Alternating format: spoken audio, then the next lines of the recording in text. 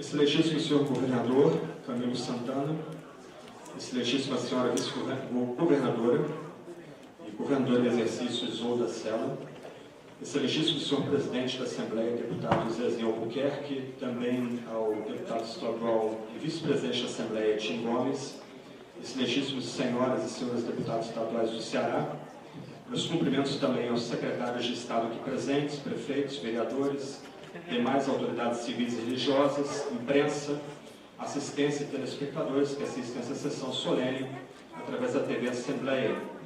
Gostaria primeiro de agradecer o convite e a confiança depositada em mim pela deputada estadual doutora Silvana Oliveira, seu esposo, doutor Josiel Pereira, para que eu ocupasse essa tribuna dessa Casa de Leis, essa data que celebra os 500 anos da Reforma Protestante.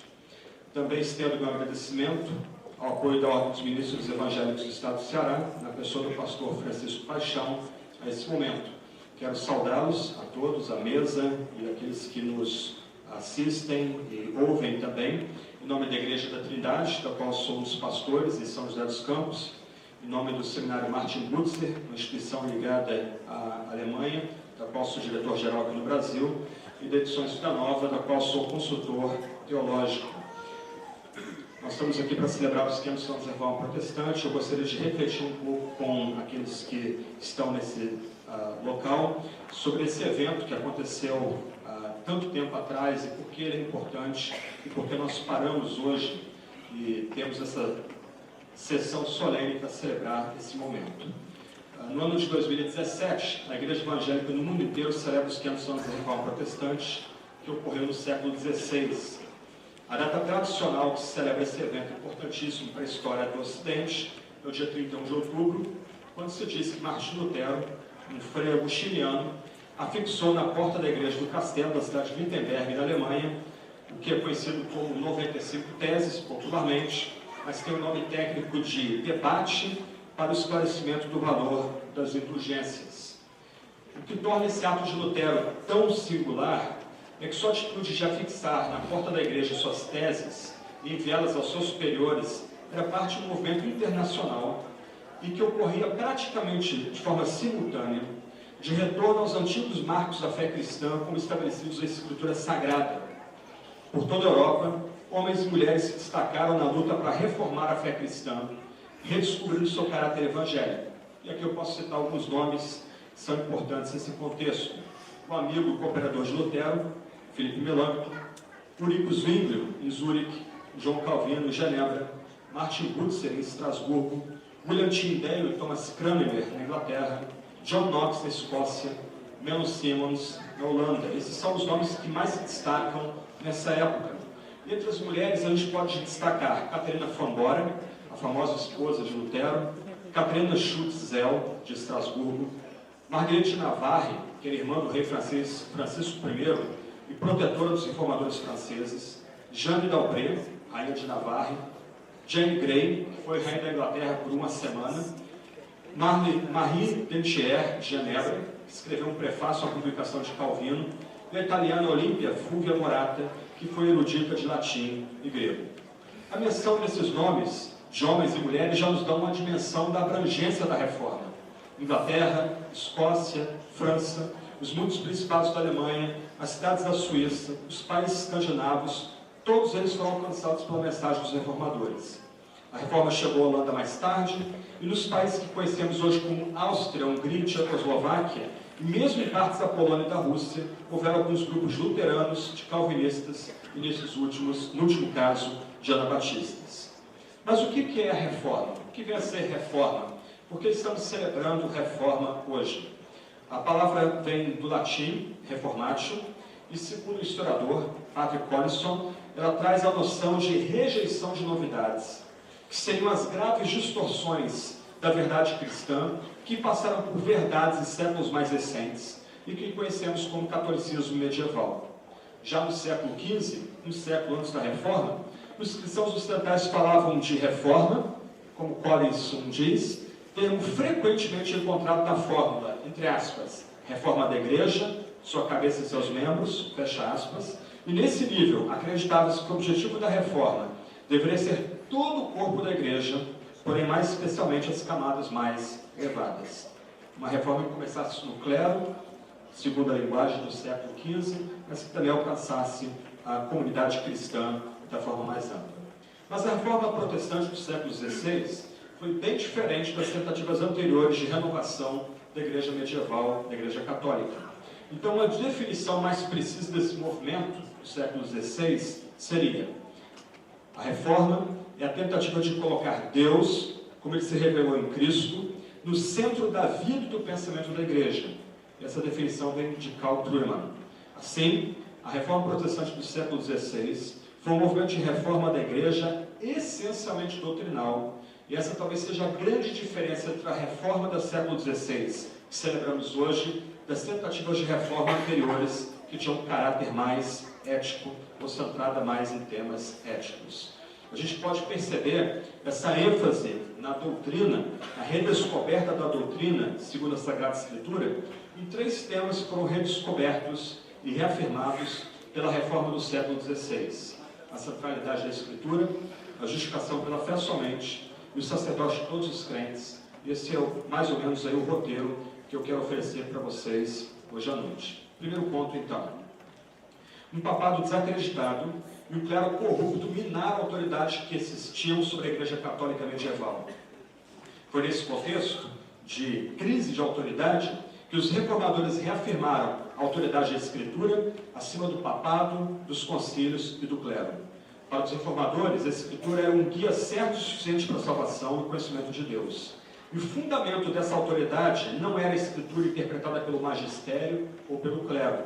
Era a crença na clareza da Escritura, a noção de que qualquer pessoa, por mais simples que fosse, por meio da iluminação do Espírito Santo, poderia entender a mensagem central da Palavra de Deus, a salvação por meio do sacrifício salvífico de Jesus Cristo somente.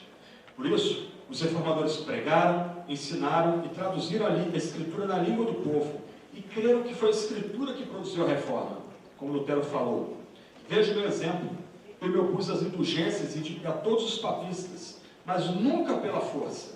Simplesmente ensinei, preguei e escrevi a palavra de Deus. De outro modo, não fiz nada. A palavra enfraqueceu tanto o papado que nunca um príncipe ou imperador conseguiu lhe causar tanto dano. Eu não fiz nada, a palavra fez tudo.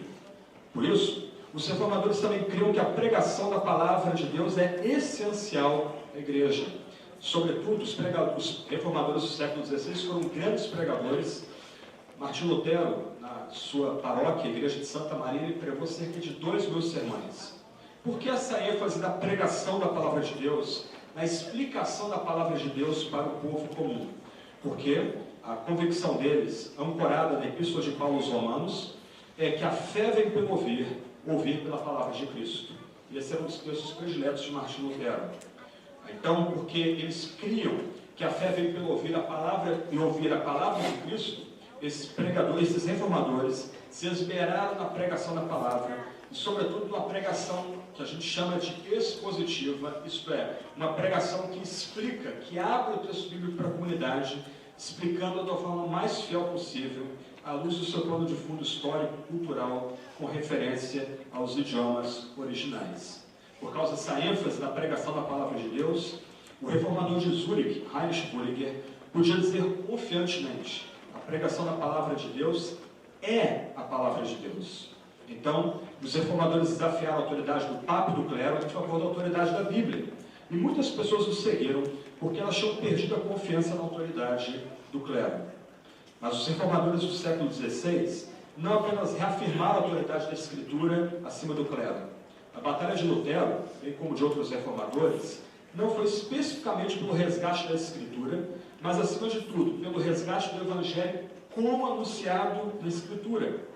Como Marvin Anderson diz, os reformadores não descobriram a Escritura. Antes, eles alegaram em descobrir o Evangelho como revelado na Escritura.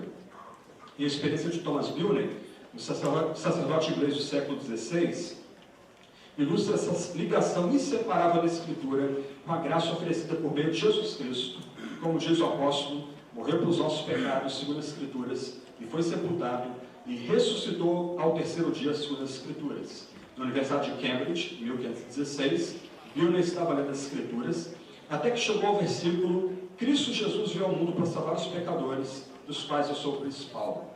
1 Timóteo, capítulo 1, verso 15. No passado, ele teria sido levado ao desespero por causa dos seus pecados, mas depois ofereceu o segundo testemunho do significado dessas palavras. Ele escreve: parecia-me de imediato que sentia em meu interior um maravilhoso conforto e tranquilidade, de tal maneira que meus ossos feridos exultavam. Depois disso, a Escritura começou a tornar-se mais agradável para mim que o mel ou favo de mel. Ali aprendi que todas as minhas angústias, todos os meus jejuns e vigílias, toda a redenção de missas e absolvições eram realizadas sem a verdade em Cristo, que salvou o seu povo dos pecados deles. Essas coisas, afirmo, aprendi sem nada mais que uma corrida veloz e precipitada longe do caminho reto, como Santo Agostinho diz, porque eram muito parecidos com as vestes feitas de folhas de figueira, com as quais Adão e Eva tentaram em vão cobrir-se, e nunca puderam encontrar paz e repouso, até crerem na promessa de Deus, de que Cristo, a semente da mulher, pisara a cabeça da serpente. Dewey, que foi instrumental em atrair muitos para a mensagem bíblica redescoberta pela Reforma, foi queimada pelos católicos em Loddard's Pit, Norwich, em 1531.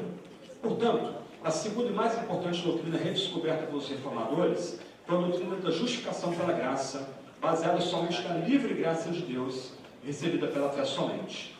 No contexto dominado pelas ideias de graça divina, mediada pelos sacramentos eclesiásticos, e recebida pela cooperação do fiel, além das noções de que a salvação poderia ser conseguida mediante a compra de indulgências, noções de salvação que não proporcionavam segurança alguma para os fiéis, o ensino bíblico da justificação, redescoberto pelos reformadores, foi como um bálsamo para corações feridos. A experiência de Lutero, ao encontrar na Escritura Sagrada o Deus gracioso, que vem a nós em Jesus Cristo, ilustra a centralidade da graça do pensamento dos reformadores. Ele, em retrospecto, já no fim da vida, lembrando a descoberta que ele recebeu em meados de 1518, escreveu o seguinte: eu fora tomado por extraordinária paixão em conhecer a Paulo na Epístola aos Romanos, mas fazia-me tropeçar não a frieza de coração, mas uma única palavra no primeiro capítulo: a justiça de Deus é nele revelada. Isso porque eu odiava a expressão justiça de Deus, pois o uso e costume de todos os professores me havia ensinado a entendê-la filosoficamente como justiça formal ou ativa, segundo a qual Deus é justo e castiga os pecadores injustos. Eu não amava o Deus justo, que pune pecadores. Ao contrário, eu odiava, mesmo quando, como monge, eu vivia de forma irrepreensível, perante Deus me sentia pecador, e minha consciência me torturava muito. Não usava ter esperança que pudesse conciliar a Deus através de minha satisfação. E mesmo que não me indignasse, blasfemando em silêncio contra Deus, eu resmungava violentamente contra Ele, como se não bastasse que os míseros pecadores, perdidos para toda a eternidade por causa do pecado original, estivessem oprimidos por toda sorte de infelicidade através da lei do decálogo, deveria Deus ainda montar aflição sobre aflição através do Evangelho, e ameaçá-los com sua justiça ainda também através do Evangelho? Assim eu andava furioso e de consciência confusa. Não obstante, teimava impertinentemente em bater a porta dessa passagem. Desejava com ardor saber o que Paulo queria dizer com ela. Aí Deus teve pena de mim. Dia e noite eu andava meditativo, até que por fim observei a relação entre as palavras. A justiça de Deus é nele revelada, como está escrito: o justo vive por fé. Aí passei a compreender a justiça de Deus como sendo uma justiça pela qual o justo vive através da dádiva de Deus, ou seja, da fé. Comecei a entender que o sentido é o seguinte: através do Evangelho é revelada a justiça de Deus, isto é, a passiva, através da qual Deus misericordioso nos justifica pela fé, como está escrito: o justo vive por fé. Então eu me senti renascido, entrei pelos portões abertos do paraíso. Aí toda a Escritura me mostrou uma face completamente diferente. Esse talvez seja o grande ponto da reforma protestante do século XVI. Até então, homens e mulheres estavam cativos ao sistema religioso opressor que não lhes assegurava o perdão de pecados. Muito ao contrário, esse sistema só tornava essas pessoas mais pecadoras, suscitando mais dor em suas consciências. Agora, Lutero, lutando não com a tradição da igreja, mas com a Sagrada Escritura, ele vem entender que o Deus justo é o Deus justificador. O Deus da graça é o Deus que confere graça, tem prazer em conferir graça. Conferir graça aos próprios pecadores que recebem essa dádiva pela fé somente. Não é surpresa, então, que aqueles que entenderam esse ensino e receberam alívio, segurança e esperança por meio dele, preferiam morrer antes de negá-lo. Portanto, a ideia da imputação da justiça de Cristo a quem crê somente foi o coração da mensagem da reforma do século XVI. E aqui a gente precisa prestar atenção ao ponto. Nas palavras de Lutero, e ele diz isso na tese 62 das famosas 95 teses, ele diz o seguinte: o verdadeiro tesouro da igreja é o santíssimo evangelho da glória e da graça de Deus. Se nós queremos honrar aqueles homens e mulheres que lutaram tanto por reforma no século XVI, e se nós queremos ser igreja de fato evangélica, aqui e agora, nós precisamos pregar e anunciar esse evangelho da graça, esse evangelho que perdoa pecadores, esse evangelho que oferece a justificação de pecadores por meio de Cristo somente. Se a gente quer de fato celebrar a reforma, nós precisamos destacar a mensagem do evangelho sobre tudo e sobre todos. E a terceira área, reafirmada na reforma, foi a redescoberta de uma nova compreensão da vida cristã. A compreensão da espiritualidade católica medieval dividia a igreja em duas classes, o clero e o laicato. Bernard de Claraval, um famoso monge e teólogo da Idade Média, diz o seguinte: a história de Marta e Maria no Evangelho mostra que devemos preferir a vida contemplativa. Maria escolheu a melhor parte, mas se nos coube a parte de Marta, devemos carregá-la com paciência. Nos anos anteriores à reforma, houve entre muitas pessoas anseio por comunhão mais íntima com Deus, e surgiram movimentos para suprir esses anseios, como os irmãos da vida comum. Tomás de Kempis, o autor da Imitação de Cristo, talvez seja a pessoa mais famosa conectada a esse movimento. Mas algumas dessas pessoas não podiam se tornar membros do clero, por causa das responsabilidades que eles tinham com suas famílias, e outras não queriam se tornar membros do clero por causa da sua corrupção.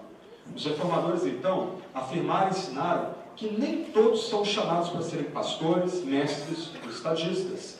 Para Lutero, por exemplo, há um só estado, todos que são seus sacerdotes, mas uma variedade de funções. Isto é, cada cristão tem um chamado específico da parte de Deus para glorificá-lo no mundo. Assim, todo cristão é sacerdote de alguém e somos todos sacerdotes uns dos outros. Portanto, não se pode ser cristão sozinho.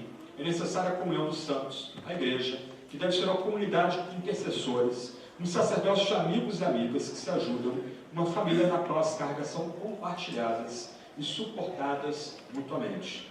Nós vamos entender de forma muito errada, reformadores, se nós supormos que eles estavam promulgando, propagando uma ideia altamente individualista da vida cristã. Muito ao contrário. Em nenhum momento eles vão defender, por exemplo, livre interpretação das Escrituras. Eles entenderam que a Bíblia devia ser livremente examinada, mas ela é interpretada segundo um conjunto de regras, e os reformadores não ensinaram, em nenhum momento, que o fiel ele pode prescindir da comunidade cristã ou da igreja cristã. Muito ao contrário, nós sempre somos sacerdotes uns dos outros, nós precisamos uns dos outros, nós intercedemos uns pelos outros mutuamente, nós precisamos da igreja. A igreja a importância da igreja é estabelecida no pensamento, na teologia daqueles reformadores do século XVI. Mas, como decorrência da noção do sacerdote de todos os crentes, o anseio pela glória de Deus conduziu os reformadores a afirmar um importante princípio: a aceitação do mundo como ele é. De um lado, criado sob os cuidados de Deus, mas corrompido pelo pecado e carente de restauração, mas, por outro lado, um mundo onde Deus preserva, por sua graça comum, verdade, beleza e integridade. Por isso, esses reformadores afirmaram a noção de que não é necessário santificar a arte, a música, a ciência, a política, subordinando essas áreas a interesses morais ou religiosos, pois para os reformadores, cada uma dessas áreas, arte, música, ciência e política, são esferas de ação legítimas em si mesma. Assim, o ensino da reforma permitiu que expressões humanas se tornassem um empreendimento puramente comum. E aqui eu coloco diante de vocês o impacto da reforma na cultura europeia do século XVI. Por exemplo, nas artes, destacaram-se Lucas Cranach, o pai e o filho, Albert Dürer, Hans Robert o Jovem, Matthias Grunewald e Rembrandt van Rijn, Todos esses homens produtos da Reforma, com ligação direta ou com Wittenberg ou com Genebra. Esses artistas combinavam criatividade pessoal, a experiência humana e a tradição cristã nascida da Reforma em pinturas, gravuras que impressionam todos nós até hoje, expressando sua fé de uma forma que a teologia falada ou escrita não pode reproduzir, ao retratar em suas obras cenas bíblicas do cotidiano e paisagens. Johann Sebastian Bach ilustra o impacto da Reforma na música. Quase todas as obras de Bach têm em seu princípio as letras JJ e ao seu final as letras SDG. No início da obra, Bach pedia Jesus e o Vá, Jesus ajuda, e depois de escrever a última nota, gravava Sole Deo Glória, glória somente a Deus. Ao iniciar suas composições, Bach confessava não somente sua indignidade e a inabilidade para fazer algo agradável aos olhos de Deus, mas confessava também a sua fé em Jesus como seu Salvador. E ao finalizá-la, o louvor de Deus brotava de sua gratidão pela ajuda recebida. Bach escreveu música para o culto e música instrumental para a dança, para entretenimento, e os dois estilos refletem a busca pela excelência e a glória de Deus.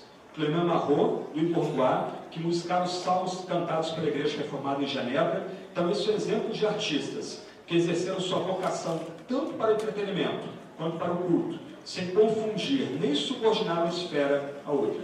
Esses músicos se moviam entre as duas esferas, com âmbitos legítimos e divinamente ordenados. No campo da literatura, surgiram peças teatrais e poemas, cobrindo gêneros tais como a tragédia, o épico, o drama, a comédia e o romance. Também surgiram os primeiros jornais, importantes para nós aqui hoje, além de tratados defendendo a liberdade de imprensa, como a Areopagítica, escrita por um congregacional chamado John Milton. William Shakespeare, Edmund Spencer, John Donne, George Herbert, John Milton, são alguns dos principais representantes da Era de Ouro da literatura inglesa, fruto da Reforma. Crendo na revelação geral de Deus por meio da criação, assim como na sua revelação especial na Escritura, os seguidores da Reforma abraçaram o estudo científico do mundo físico. Se de fato produzir a seção da ciência moderna, é uma questão de debate, mas que eram favoráveis à ciência, isso é indiscutível. Os reformadores entenderam que a Escritura não é um manual de teoria artística, literária, musical ou política. Assim, não pode também ser visto como um livro-texto de ciência. Para eles, como diz Michael Horton, tudo a Escritura é verdade, no sentido daquilo para o que foi escrito pelo autor original. Mas o propósito da Escritura não é nos contar sobre todas as coisas, mas explicar, na linguagem mais comum e mais básica possível, o progresso da obra salvífica de Deus em Cristo, através da história da redenção. A crença subjacente era que a criação se harmonizava com a Escritura, já que Deus é o autor de ambas. Assim, sendo uma vez dado espaço à observação empírica para explorar a criação, cientistas como Johannes Kepler e Isaac Newton deram liberdade para seguir sua vocação. Além disso, algumas das principais universidades europeias, tais como Zurique, Estrasburgo, Genebra, Edimburgo, Leiden, Utrecht, Amsterdã, Oxford, Cambridge e Heidelberg, foram ou fundados ou restaurados por aqueles que estavam resolvidos a fazer da teologia da Reforma influir no mundo em mudança. Para os reformadores, o ensino abrangente tinha por objetivo tornar os cristãos ativos no mundo, dissipando as trevas de uma fé corrompida e supersticiosa da ignorância. A Academia de Genebra serve como exemplo. Na metade do século XVI, das 27 preleções semanais, 3 eram em teologia, 8 em hebraico e Antigo Testamento, 3 em ética, 5 em oradores e poetas gregos, 3 em física e matemática, 5 em dialética e retórica. Lia-se textos de Virgílio, Cícero, Ovídio, Homero, Aristóteles, Platão, Plutarco, e da mesma sala de aula viam o servidor civil, o leigo e o pastor também. O amigo de Lutero, Melanchthon, tem sido considerado o fundador do ensino patrocinado e sustentado pelo Estado. Pelo menos 56 cidades procuraram sua ajuda na reforma de suas escolas. Ele ajudou a reformar 8 universidades, entre elas Colônia, Tübingen, Leipzig e Heidelberg, e a fundar outras 4, Greifswald, Königsberg, Jena e Marburg. Além disso, ele escreveu numerosos livros didáticos para uso nas escolas, e hoje é conhecido na Alemanha como o preceptor da Alemanha, o mestre da Alemanha. Os reformadores também trataram com máxima seriedade o ensino bíblico sobre o poder civil e as tensões envolvidas entre as esferas da igreja e do Estado, ou entre as duas cidadanias do cristão, ou os dois reinos. Martim Lutero foi o primeiro dos reformadores a tratar do assunto em sua obra da autoridade secular, até que ponto se lhe deve a obediência. Foi seguido por João Calvino, que aborda a matéria nos institutos da religião cristã, ao tratar, entre aspas, da administração política, fecha aspas. Para nós, o mais surpreendente é que quase todos os reformadores articularam a teologia do Estado, e várias obras foram lançadas em sucessão nessa época. O Reino de Cristo, de Martin Butzer, um breve tratado do poder político, de John Ponnet, como poderes superiores devem ser obedecidos por seus súditos, e em que ponto eles podem legitimamente, segundo a palavra de Deus, ser desobedecidos e resistidos, de Christopher Goodman. Franco Cogalha, um relato do antigo Estado Livre da França e a maioria das outras partes da Europa, antes da perda de sua liberdade, de François Rothman, do direito dos magistrados, de Theodore Beza, os poderes da coroa da Escócia, de George Buchanan, um influente tratado anônimo, Defesa da Liberdade contra os Tiranos, atribuído por muitos a Philippe de Mornay, política de Johannes Althusius, que, segundo Frederick Carney, tem a distinção de ser uma das contribuições centrais para o pensamento político ocidental, e, finalmente, Lex Rex, ou A Lei e o Príncipe, de Samuel Rutherford, obra seminal que defende o Estado de Direito, a legalidade das guerras defensivas, assim como o governo limitado e o constitucionalismo na política. Nessas várias obras, os reformadores do século XVI elaboravam os valores que definem a República, os quais são esboçados a seguir. Por exemplo, baseado em Romanos 3, versos 1 a 7, os reformadores entenderam que deveria se enfatizar nas funções primordiais do Estado, e que os governantes têm a obrigação de zelar pela segurança do povo, afinal, para isso que impostos são pagos, segundo a leitura que eles faziam do apóstolo Paulo, Romanos 13, 1 a 7. Eles também enfatizaram a centralidade do contrato social, aquele acordo entre os membros de uma sociedade pelo qual reconhece a autoridade sobre todos, governantes e governados, de um conjunto de regras e uma estrutura protetora de responsabilidades mútuas, que é a Constituição, a qual limita o poder, organiza o Estado e define direitos e garantias fundamentais. Eles também defenderam a limitação da extensão do poder do Estado, pois, com base nas Escrituras, entendia-se que o governo não tem autoridade para estabelecer impostos exorbitantes, redistribuir propriedades ou renda, ou confiscar depósitos bancários. Também promulgaram a separação e o cruzamento fiscalizador, os chamados preços e contrapesos, entre os poderes executivo, legislativo e judiciário, para que nenhum poder acumule poderes absolutos, e para que sempre haja entre os poderes separação, independência e harmonia. Nesse campo, os reformadores enfatizaram que não se deve centralizar o poder nas mãos de algumas poucas pessoas, mas dividido entre poderes claramente separados e equilibrados, e entre o maior número possível de pessoas. Tal convicção estava baseada na própria Escritura, que ensina que somente Deus é juiz, legislador e rei. Como diz Isaías 33, verso 22, porque o Senhor é nosso juiz, o Senhor é nosso legislador, o Senhor é nosso rei, Ele nos salvará. Então, o pensamento dos reformadores nos levaria, ou nos conduziria a nos afastar de qualquer tentação autoritária e totalitária, na medida que só Deus é digno de receber culto, e nós só dependemos do Deus vivo e de nenhuma outra autoridade e nenhuma outra estrutura do Estado. Outro ponto que a gente aprende da teologia dos reformadores é que o papel do Estado não é igualar a todos, mas sim dar oportunidade de ascensão social a todos, por meio de investimento em educação e promoção de serviços médicos de qualidade. Também se deduz o pensamento dos reformadores que deve-se apoiar associações e organizações que promovem a justiça em todos os aspectos da vida, especialmente aos marginalizados e oprimidos, como nós aprendemos no profeta Jeremias, verso 22, 3, Tiago, capítulo 1, verso 27, capítulo 2, verso 1 a 10, capítulo 5, versos 1 a 8.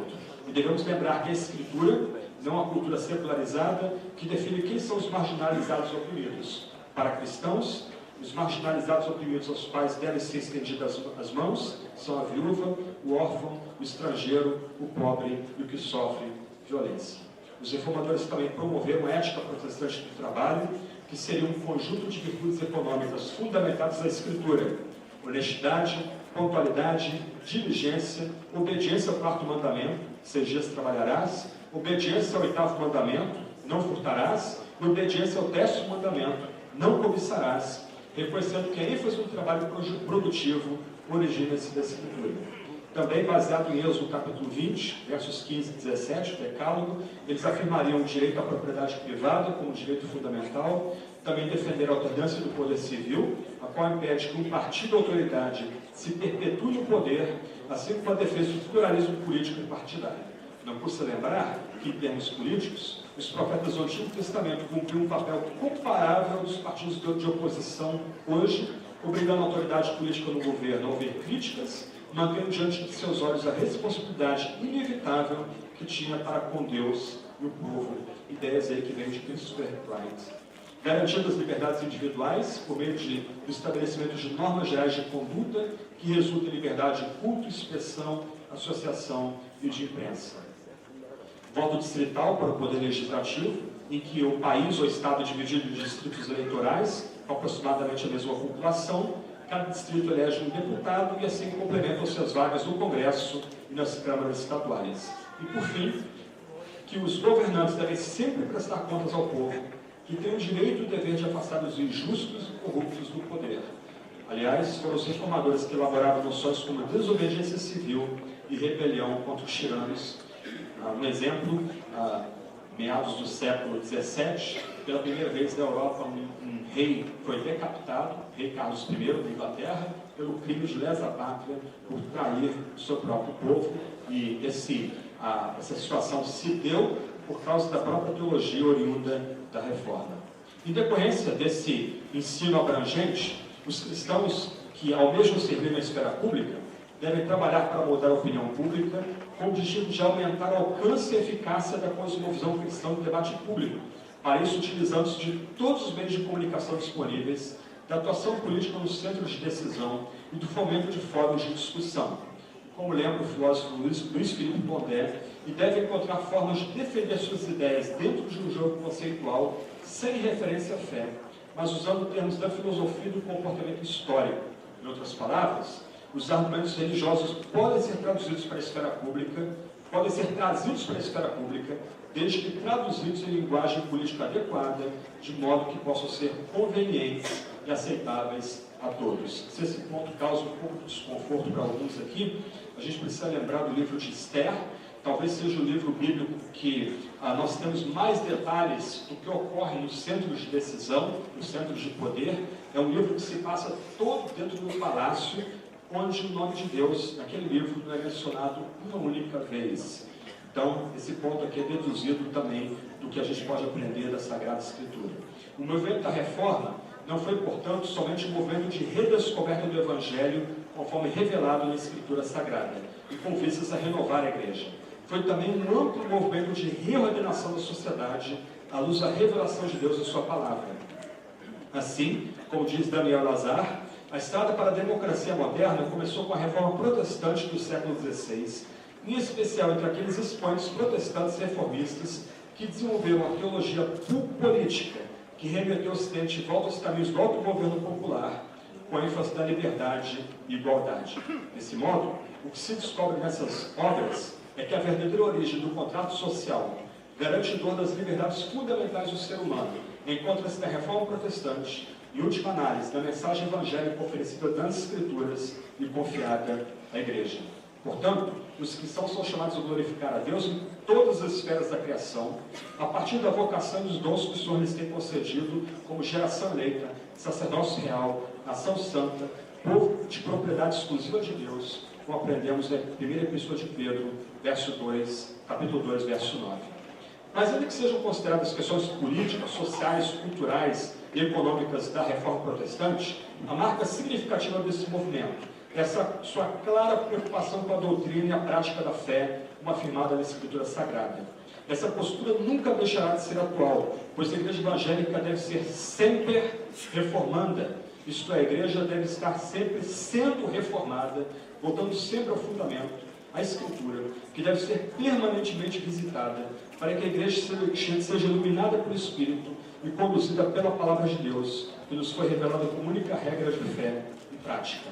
Portanto, ao relembrarmos e rememorarmos os 500 anos da Reforma Protestante, E temos diante de nós o texto na correspondência com o reformador da cidade de Genebra, João Calvino, o maior homem, o mais importante homem daquela época, Carlos V, o imperador do Sacro Império Romano Germânico, o império onde o sol nunca se punha. Calvino diz: a reforma da igreja é obra de Deus, e tão independente de esperanças e opiniões humanas, quanto a ressurreição dos mortos, ou qualquer milagre dessa espécie. Portanto, no que tange a possibilidade de fazer algo a favor dela, não se pode ficar esperando pela boa vontade das pessoas, ou pela alteração das circunstâncias da época, mas é preciso irromper por entre o desespero. Deus quer que o seu evangelho seja pregado. Vamos obedecer esse mandamento. Vamos para onde Ele nos chama. Sucesso na nossa conta.